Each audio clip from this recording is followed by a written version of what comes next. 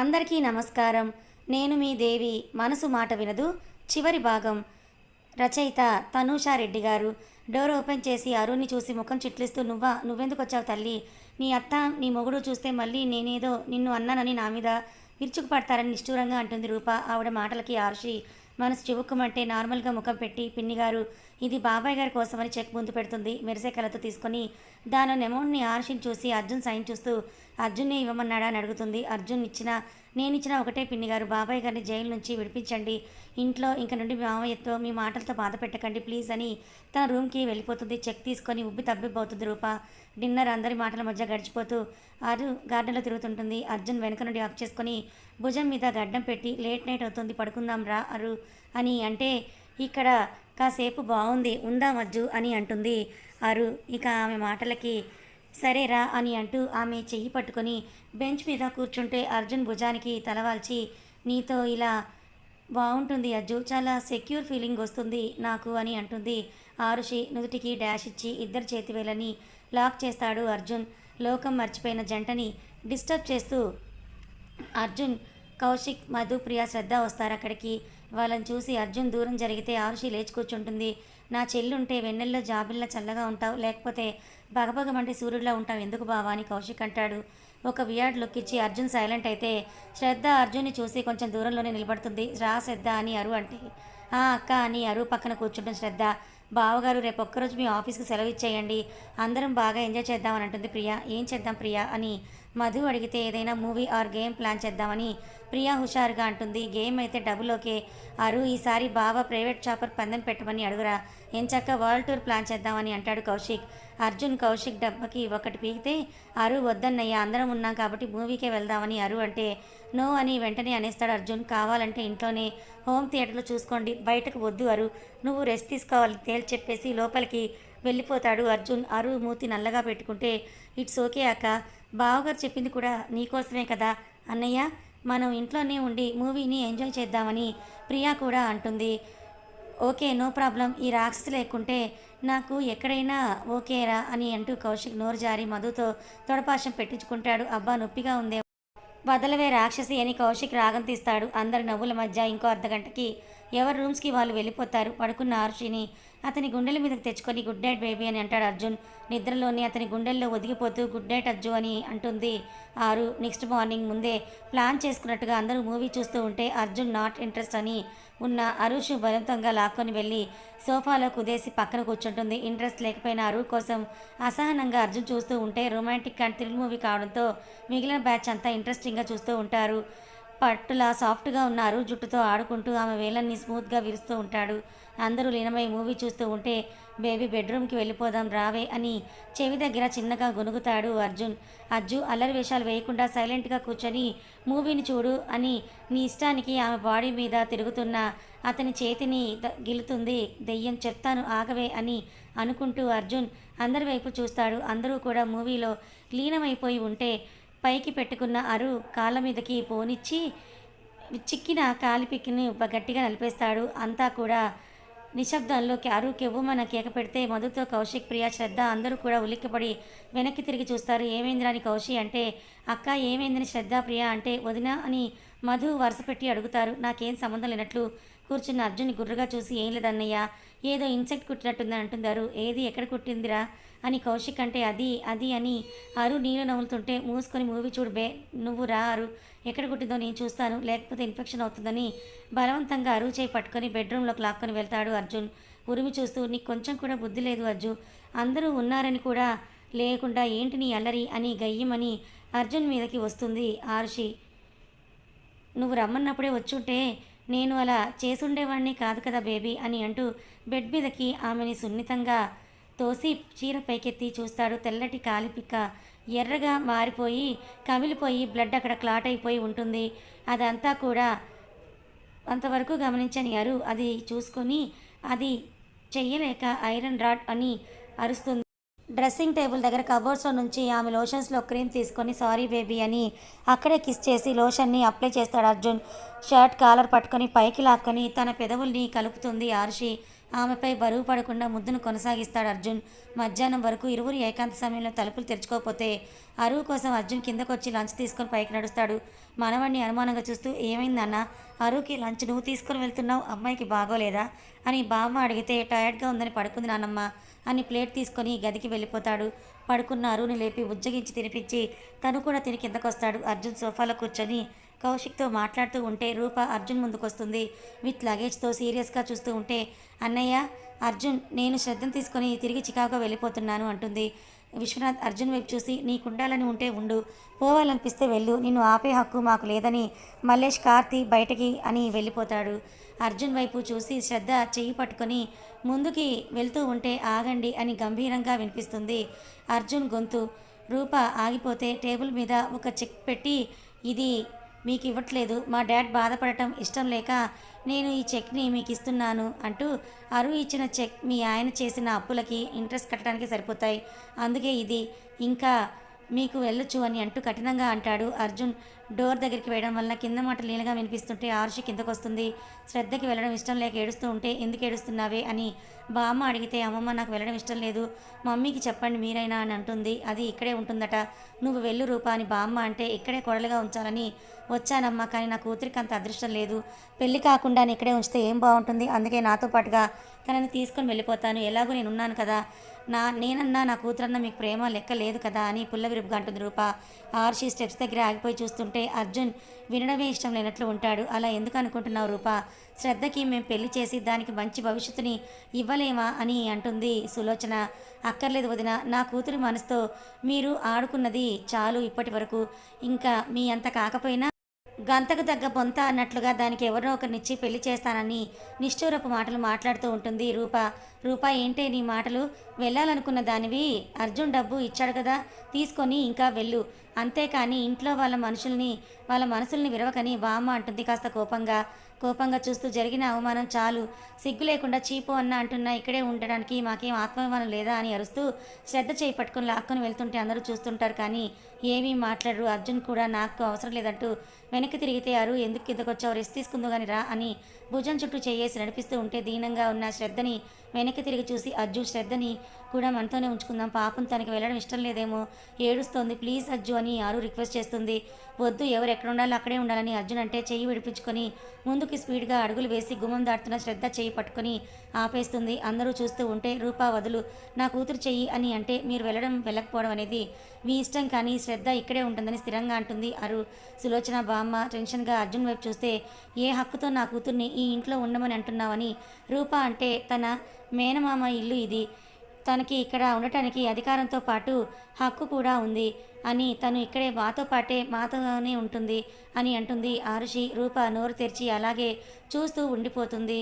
ఏదో అనేలోపుగానే, ఎనఫ్, మీరు వెళ్తే మీ మర్యాద మీకు ఉంటుంది, లేకపోతే నా స్టైల్లో నేను చెప్పాల్సి వస్తుంది అని అర్జున్ అంటాడు.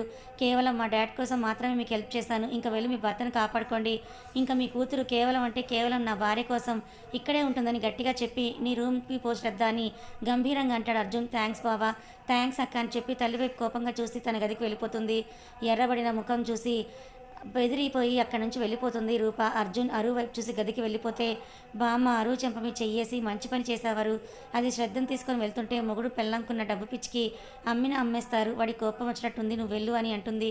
సరే అమ్మమ్మ. అర్జున్ కోసం గదిలోకి వెళ్తే బాల్కనీలో చిరాగ్గా నిలబడి ఉన్న అర్జున్ కనిపించి అటువైపు వెళ్ళి వెనక నుండి హక్ చేసుకొని థ్యాంక్స్ అని అంటుంది చిన్నగా.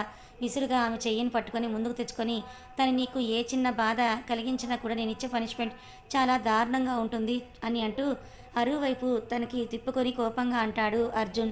ఆ మాటకి ఇంత కోపం ఎందుకు అజ్జు, నువ్వు కోపంగా ఉంటే దగ్గరికి రావాలంటేనే భయం వేస్తోంది నాకు అని దూరం జరుగుతుంది అరు.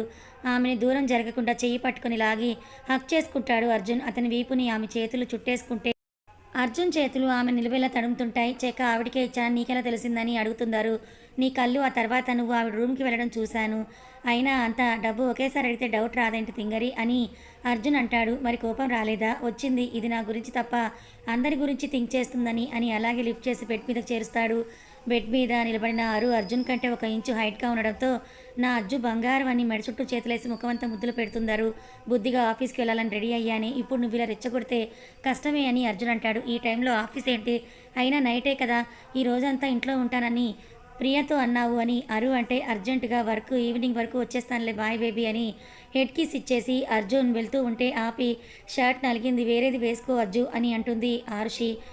నో నీట్, నేను ఇంటికి రిటర్న్ వచ్చేంత వరకు నువ్వు నీ స్మైల్ని నన్ను నట్టుపెట్టుకునే ఉంటుంది కదా అని, నేను నిన్ను మిస్ అవుతున్న ఫీలింగ్ ఉండదు బేబీ అని అంటూ అర్జున్ ఆమెకి నుదుటిన ముద్దు ఇచ్చేసి అక్కడి నుంచి వెళ్ళిపోవాలనుకుంటాడు. అర్జున్ సార్, ఈ మధ్య మీరు రొమాంటిక్గా మారిపోయారేంటో అని సాగదీస్తూ అంటుంది అర్జున్తో. నేను ఫస్ట్ నుంచి రొమాంటిక్కే బేబీ, నువ్వే స్లోగా నన్ను అర్థం చేసుకున్నావు, మబ్బులా ఉండటం వల్ల నేను స్లో అయ్యానని నవ్వి వెళ్ళిపోతాడు అర్జున్. మూతి తిప్పి ఇంటికి వచ్చాక చెప్తాను నీ సంగతి అనుకొని కిందకి వెళ్తుంది. కార్ వెళ్ళేంత వరకు చూసి శ్రద్ధ డోర్ నాక్ చేస్తుంది. డోర్ అనుకొని అక్కని హక్ చేసుకొని ఏడుస్తూ నేను నిన్ను బాధ పెట్టినా నాకు హెల్ప్ చేసావక్క, చాలా థ్యాంక్స్ అని అంటుంది శ్రద్ధ. కామ్ డౌన్ శ్రద్ధ, పాస్ట్ వదిలేసేయని చెప్పాను కదా, ఎందుకు వెళ్ళావని ఏడ్చావని అడిగితే అది అక్క నాకు ఇష్టం లేకుండా ఎవరితోనో ఎంగేజ్మెంట్ జరిపించాలని ప్లాన్ వేసింది అమ్మ అని అంటుంది శ్రద్ధ. నీకేం భయం అక్కర్లేదు, హాయిగా ఇక్కడే ఉండని చెప్పి ఉమా ఉంటున్న గదిలోకి వస్తుంది. అమ్మ అని అంటే రా అని చేయి పట్టుకుంటే బెడ్ మీద కూర్చున్న ఉమా ఉల్ల తల పెట్టుకొని చాలా హ్యాపీగా ఉందమ్మా అని ఆరుషి అంటుంది. నాకు కూడా కానీ ఒక్కటే లోటు, మీ నాన్నగారు కూడా ఈ టైంలో ఉండుంటే అర్జున్ బాబు నిన్ను నెత్తిన పెట్టుకునేవారని ఉమా అంటుంది. అమ్మ, నాకు కూడా నాన్నలేని లోటు అలాగే ఉండింది అమ్మ, కానీ మామయ్య గారు నాన్న ఉంటే ఎలా చూసుకునేవారో నన్ను అంతే ప్రేమగా చూసుకుంటూ ఉన్నారు. నాకు మామయ్యతో చాలా అంటే చాలా మంచి బాండింగ్ ఉందని అంటుంది ఈసారి టార్గెట్ మిస్ అవ్వకూడదని అదును కోసము గుంట నక్కల్లా ఎదురు చూస్తూ ఉంటారు షిండే, ధర్మేంద్ర. అర్జున్ ప్రతి యాక్టివిటీని గమనిస్తూ ఉంటారు. వాళ్ళు సరైన సమయం కోసం చూస్తుంటారు. ఆఫీస్కి కౌశిక్తో పాటు వచ్చిన అర్జున్ మీటింగ్ సైన్స్ అన్నీ అరేంజ్ చేసి అర్జెంటుగా చెక్స్ డిస్పాచ్ చేసేసి 2 రోజుల నుంచి బ్రేక్ ఇచ్చిన వర్క్ని సగం పైనే కంప్లీట్ చేసుకుని తిరిగి ఇంటి దారి పడతారు. అర్జున్ కోసం వెయిట్ చేస్తున్నారు. కార్ సౌండ్కి గుమ్మంలోకి ఎదురొస్తుంది. ఇంకా తినకుండా ఎందుకు వెయిట్ చేస్తున్నావు, అదేంటి అజ్జు అలా అడుగుతున్నావు, రోజు నీ కోసం వెయిట్ చేస్తాను కదా, ఈ రోజు ఏదో కొత్తగా చేస్తున్నట్లు ఎందుకు అడుగుతున్నావు, ఇంతకు ముందు వేరు ఇప్పుడు వేరు నీ కడుపులో మన బేబీ ఉంది, నువ్వు టైం టు టైం తిని రెస్ట్ తీసుకుంటూ చాలా కేర్ తీసుకోవాలని అంటాడు అర్జున్. సర్లే కోపడుకు రా అని బొమ్మలా బిగుసుకుపోయి చూస్తున్న కౌశిక్ని చూసి ఏంటన్నయ్యా నువ్వు అలా చూస్తున్నావని అడిగితే ఏమీ లేదురా, నువ్వేమో ప్రేమగా నీ పతిదేవు కోసం ఎదురు చూస్తూ ఉంటే ఆ రాక్షసేమో ఫుల్గా తిని తొంగుంది కదా అని పళ్ళు నూరితే నవ్వుతూ అదేమీ లేదులే అన్నయ్య, తను కూడా ఇప్పటి వరకు ఇక్కడే నీకోసమే ఎదురు చూస్తూ కూర్చుంది, కానీ అత్తయ్య లేట్ అయిందని మీరు తిని పడుకోమని చెప్తే తను వెళ్ళింది, కానీ నాకు మాత్రం అర్జున్ రాకుండా ముద్ద దిగదు, అందుకే వెయిట్ చేస్తూ ఉన్నానని ఆరుషి అంటుంది నవ్వుతూ. ఏదైనా దానికి నేనంటే అసలు ప్రేమే లేదు అని అంటాడు. పగ ఒక్కటే ఉంది అని అంటే ముందు ఫ్రెష్ అయ్యేసి రా అన్న, ఇద్దరికి కలిపి వడ్డిస్తానని అంటుంది. ముందే రూమ్కి వెళ్ళిన అర్జున్ ఫ్రెష్ అయ్యి కిందకు వస్తాడు. ఇద్దరికి వడ్డించి అర్జున్ తినిపిస్తుంటే తింటూ ఇంకా చాలా అర్జున్ నువ్వు మరీ ఎక్కువ పెట్టేస్తున్నావు, ఇంకా నేను తినలేనని అంటే ఇంక నుంచి నువ్వు రోజు తినేదానికన్నా డబుల్ తినాలని అర్జున్ నోట్లో కుక్కేసి వాటర్ తాగించి అతను మాత్రం సింపుల్గా ఫ్రూట్ సలాడ్ తినేసి పైకి లేస్తాడు. కొరకొర మింగేలా చూస్తూ చూసావా అన్నయ్య, నాకేం ప్లేట్లో మొత్తం కుక్కేసి తను మాత్రం సింపుల్గా ఫ్రూట్ సలాడ్ తినేసి వెళ్తున్నాడని కౌశి చెవిలో గొనుగుతుంది. వాడు డైట్ ఎక్కడ డిస్టర్బ్ అవ్వకుండా చూంటాడారు. అయ్యగారి బాడీకి ఎంతమంది ఫ్యాన్స్ ఉన్నారో తెలుసా, ఎంతమంది కళ్ళు పెద్దవి చేసి అని అడుగుతుంది నేను చెప్తాను రా అని అంటూ అర్జున్ చేయి పట్టుకొని స్టెప్స్ వరకు తీసుకొని వెళ్ళి అక్కడి నుంచి ఆమెని తన చేతుల్లోకి లిఫ్ట్ చేస్తాడు. వెనక నుంచి కౌశిక్ పోజ్ బాగుందని మొబైల్లో నుంచి 2 పిక్స్ తీసుకుంటాడు వాళ్ళిద్దరివి. అజ్జు దా అని అర్జున్ చెయ్యి పట్టుకొని అర్జున్ని గార్డెన్లోకి లాక్కొని వెళ్తుంది ఆరుషి. ఏం చెయ్యాలని ఇక్కడికి తీసుకొని వచ్చావు అని అడుగుతాడు అర్జున్ అసహనంగా. చెప్తాను ఆగు అని అంటూ ఆరుషి మేడ్ వైపు చూస్తే తాడు చేతిలో పెట్టి వెళ్ళిపోతాడు. ఈ తాడెందుకే అని అర్జున్ అంటే ఉయ్యాల కావాలి నా కోసం, ఉయ్యాల ఈ చెట్టుకు కట్టు అజ్జు అని గోముగా అడుగుతున్నారు. ఈ టైంలో ఉయ్యాలేంట్రా, గార్డెన్లో మన ఇద్దరం పడుకునేంత ఉయ్యాల ఉంది, దాంట్లో ఉగు, నాకు ఇదే కావాలి, కడతావా లేదా అసహనంగా చూస్తూ సరే ఇవ్వు అని తాడు తీసుకొని 1కి 10 సార్లు చెక్ చేసుకొని ఉయ్యాల కట్టి మెత్తగా ఉండటానికి బ్లాంకెట్ వేస్తాడు. సంబరపడిపోయి కూర్చొని ఇంకా ఊపు అని అంటుంది. చిన్నగా ఊపుతుంటే ఎంత కండలు పెంచుకున్నావు, గట్టిగా ఊపలేవా, కింద పడతావు, ఈ స్పీడ్ చాలని స్లోగానే ఊపుతాడు అర్జున్. భార్య మోజు తీరేంత వరకు ఉయ్యాల ఊపి ఇంకా చాలని అంటే ఇంకేమైనా కోరికలు ఉన్నాయా మేడం అని అడుగుతాడు అర్జున్. ఉన్నాయి, ఇవాళ సండే, ఈరోజు మొత్తం నాదే అని అంటుంది రాణిగారి ఆజ్ఞ అని బౌ చేస్తే రజ్జు నో అని హక్ చేసుకుంటుంది. ఇంత నైట్ టైం వరకు బయటికి వెళ్ళడం అవసరమా బేబీ అని కార్ డ్రైవ్ చేస్తున్న అరు వైపు అసహనంగా చూస్తూ అంటాడు అర్జున్. ప్లీజ్ అజ్జు, రేపటి నుండి నువ్వు ఆఫీస్ వర్క్ అని నాతో టైం స్పెండ్ చేయడం పూర్తిగా తగ్గిస్తావు కదా, అందుకే ఈ ఒక్కరోజు ఈ నైట్ కాసేపు నాతో స్పెండ్ చేయి అని కార్ని ముందుకు పోనిస్తూ అంటుంది ఆరుషి. అరు స్లోగా డ్రైవ్ చేయి, నైట్ టైం స్పీడ్ని డ్రైవింగ్ నాట్ సేఫ్టీ అని అర్జున్ అంటున్నా కూడా వినకుండా కార్ని ఇష్టానికి పోలిస్తుంటుంది. సడన్గా ఒక కార్ వెనక నుండి వేగంగా వచ్చి హిట్ చేస్తే ముందే సైడ్ మిర్రర్లో చూసిన అర్జున్ స్టీరింగ్ తను కంట్రోల్ చేస్తూ ఒక చేత్తో ఆర్షి షోల్డర్ చుట్టూ చేసి ముందుకు పడకుండా పట్టుకుంటాడు. భయంతో వెనక్కి తిరిగి చూస్తూ ఎవరు అజ్జు అని అరు అంటే చెప్తాను, ముందు ఇక్కడికి రా, సీట్స్ ఎక్స్చేంజ్ చేసి సీట్ బెల్ట్ పెట్టుకో బేబీ అని అర్జున్ అంటే టెన్షన్గానే సీట్ బెల్ట్ పెట్టుకుంటున్నారు. ముందుకు వెళ్ళేసరికి ఇంకో 4 కార్లు అడ్డుగా రోడ్ని బ్లాక్ చేసి ఉంటాయి. కార్ల నుంచి దిగగాని ఆరుషికి సీరియస్గా చెప్పి కిందకు దిగుతాడు అర్జున్. షిండే, ధర్మేంద్ర కార్ నుండి దిగితే కొంచెం కూడా భయపడని అర్జున్ చూసి పళ్ళు పటపటా కొరుకుతూ తన మనుషులను పంపుతాడు. ఒకేసారి 50 మందికి పైగా అర్జున్ మీద అటాక్ చేస్తే పంజాబ్ ఇప్పిన పులిలా అందరి ఎముకలు విరక్కొడుతూ ఉంటే ఒక్కో దెబ్బకి రక్తం కళ్ళ చూస్తూ ఉంటే టైం చూసుకుని సీట్లో భయంగా ముడుక్కొని ఉన్న అరు మీద షిండే కన్ను పడితే అర్జున్ని ఎంగేజ్ చేస్తూ కార్ గ్లాస్ పగలగొట్టి లాక్ వేసిన డోర్స్ అన్లాక్ చేసి ఆర్షి జుట్టు పట్టుకుని బయటకు లాగుతాడు. అతను పట్టుకున్న బిగుతుకి అమ్మ అని ఆరుషి అరిస్తే అది అర్జున్ చెవిలో పడి అతని చూపు మల్లుతుంది. వెనక్కి తిరిగి చూసేసరికి ఆరు గొంతు మీద కట్టిపెట్టి ఉంటాడు షిండే. కసిగా నవ్వుతూ ఇప్పుడు నీ ప్రాణం నా చేతుల్లో చావబోతోందని అంటాడు. అప్పటికే సగం మందిని క్లియర్ చేసిన అర్జున్ లీవ్ హర్ అని గంభీరంగా అంటాడు. కానీ ఆ గొంతులో వణుకు బయటపడకపోదు.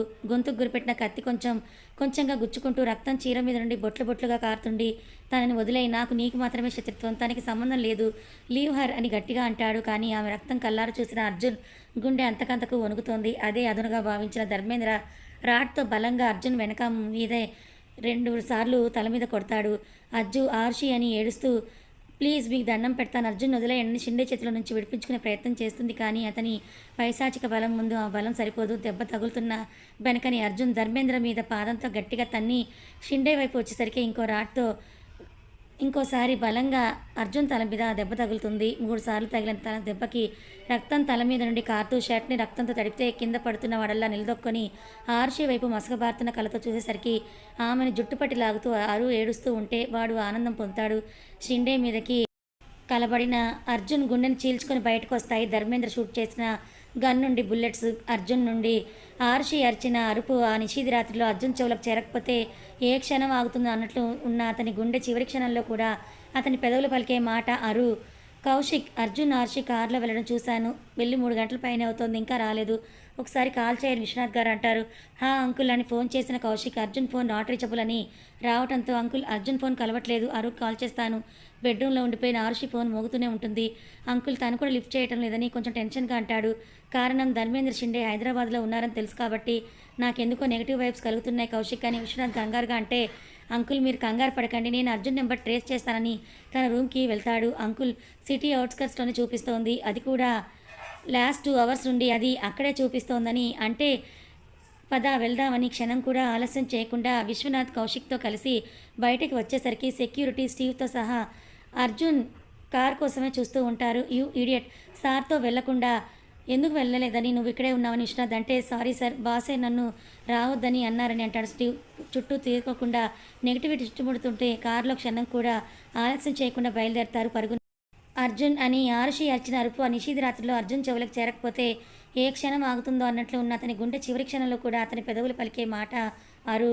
పూర్తిగా కింద పడిపోయిన అర్జున్ని చూసి ఆరుషి కంట్లో చుక్క కన్నీరు కూడా రాకపోతే మోకాళ్ళ మీద పడి తనకి ఎదురుగా పడున్న అర్జున్ వైపు సర్వం పోగొట్టుకున్న దానిలాగా చూస్తూ ఉంటుంది. దీన్ని కూడా ఫినిష్ చేసి వెళ్ళాలి షిండే, లేకపోతే వీడు సెక్యూరిటీ విశ్వనాథ్ వస్తే మనం ఇక్కడ నుండి ప్రాణాలతో బయటపడలేమని ధర్మేంద్ర అంటే షిండే అరువు వైపు కసిగా చూస్తూ దీన్ని చంపాలంటే మనసు రావట్లేదు ధర్మ, అందంతో పాటు పొగరు కూడా ఉంది, ఊరికే చేసుకోలేడు దీన్ని అని జుట్టు పట్టుకుని పైకి లేపి కార్ బ్యానెట్కి తల బలంగా కొడతాడు.